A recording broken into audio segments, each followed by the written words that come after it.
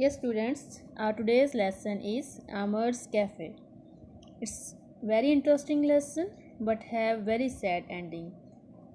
There are only two characters in that story. One is Amar, as the title of the lesson also shows that, and the second one is the wife of Amar. Amar is a poor person. First we will take overview of the lesson, then we will start the story in detail. Amar was a poor person.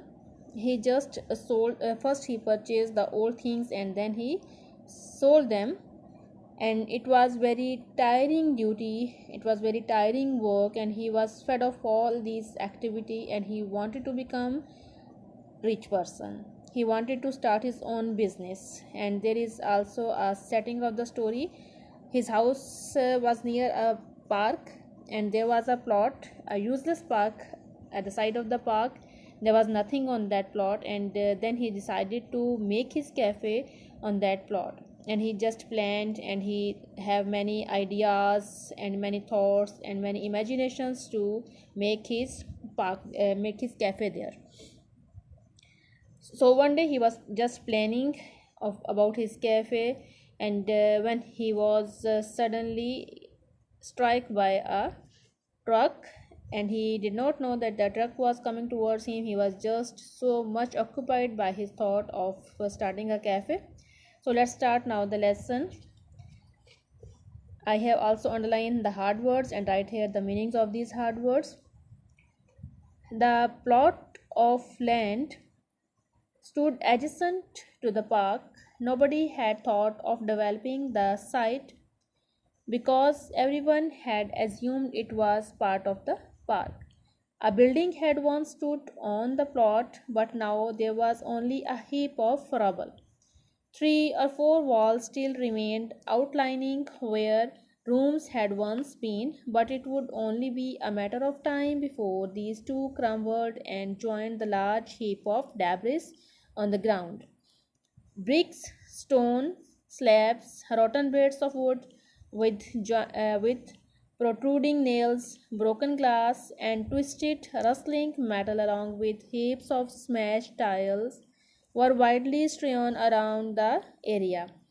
Some partially and dangerously hidden and covered by a thick underground of thorn, shrubs, and grasses. So in this whole paragraph we can see that there is described the description of the land, from where he used to pass daily and where is situated his house also.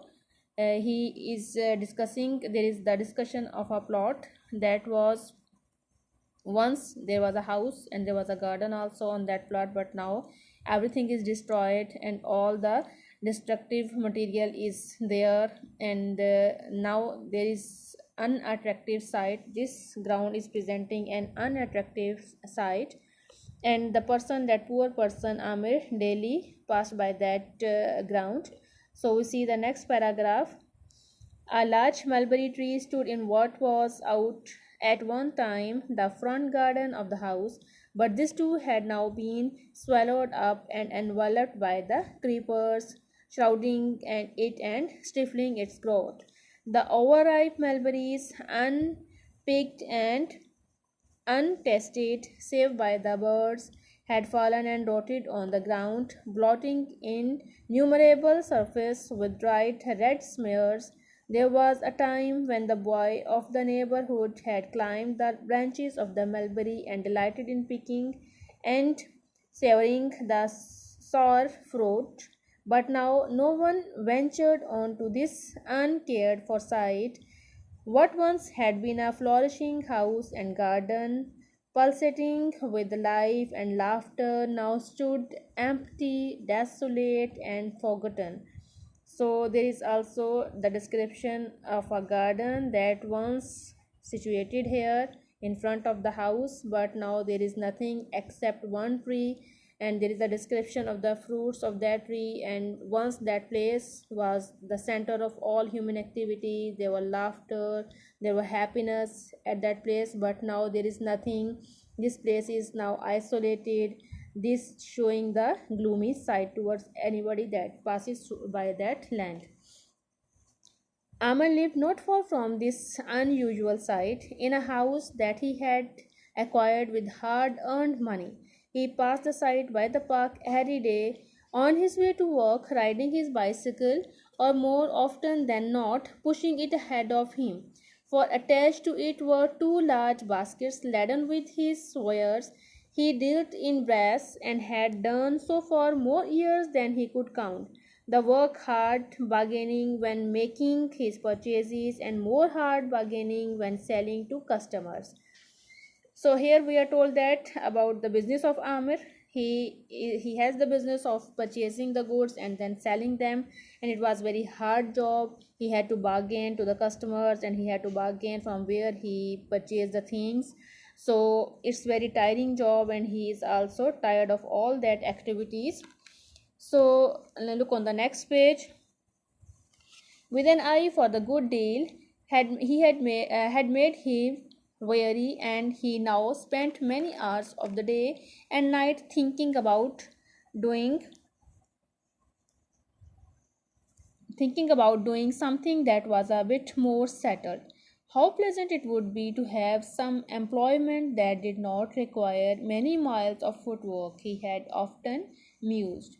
Usually, he had the habit of thinking that to change his job that doesn't require such type of the hard work, such type of the footwork. He has to pedal his cycle, he has to walk a long distance, and this all make him very tiring, and this is a very tiring activity. So what he thinks, that he is thinking that I am going to open a cafe, Amar said to his wife abruptly one morning as he was preparing to set off for work. Yes, agreed Maham, without further comment, for she had heard him voice his plans for the future on many occasions before. Nothing had ever come to these schemes of his, and she had always ridiculed them as being mere pipe dreams. So, when he shared his dream of making a cafe with his wife, she just said yes, and there was no other argument, as she knew that he had the habit of planning for his future, but there was no use of just dreaming of all these things because he could not do anything. So she didn't give any argument and he just said yes. There you go again, she had said with good humor. In days gone by, you and your grand schemes. Settle down. I would like to see it. There is no more chance of that than of my becoming president. So he said, she was thinking that his plans were as useless as there is chance of becoming her a president. So she make a fun of his dreams and made a fun of all his plans. There was no laughter now, simply a quiet resignation. She had long given up hope of change in their circumstances. His extended absences from home had not suited either of them. It's mean that she was quite disappointed now. She had the idea that now there is no chance of changing their circumstances, changing their days. So she did not think of changing now, and she has now become very much disappointed. I really mean it this time, he assured her, comprehending the disbelief in her eyes. I have already found a place to build it, my cafe, that is, and the money is in the bank. The deposit is secure at any rate, and what is more, the old lady has assured me that I can pay the rest in my own good time. You will see, we shall be more settled, more content, and much happier at long last, and we can both work as a team. This man just noticed that his wife did not believe in his word, and now he is assuring her that now his words are solid. He had planned everything, he had just managed the money, and he has also discussed about that plot, that place for his cafe from the owner of that plot. So now we see that steady on, Amr, soothed Maham, suspecting that he was getting carried away by his fancies. What place? What deposit? What lady? She was much surprised about his fancies, and she thought that he is taken much by his fancies. So she asks these questions. Amar did not look at her directly or give her an answer right away. He pulled a length of rope off a hook on the wall and used it to tie up one of the baskets that was in danger of coming away from the bicycle frame. That would be not do at all, he thought to himself as he heaved on the loose end of the rope and fastened it to the basket.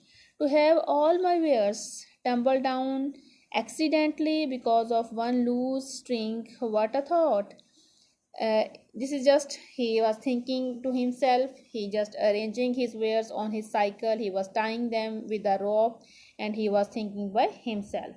So we see in the next paragraph.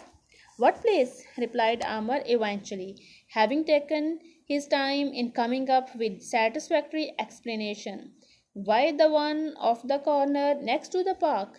You know, the one with the mulberry tree in it, where our boys used to play so long ago. I find out who the owner of the land is now, and I have agreed to buy it. I have been putting away a little money each week for years, Maham. It is all agreed, so there is no use in trying to deter me from this. The bank is going to lend me the money. The old lady has agreed to sell it to me.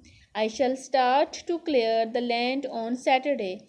Our cafe will not be a dream for much longer.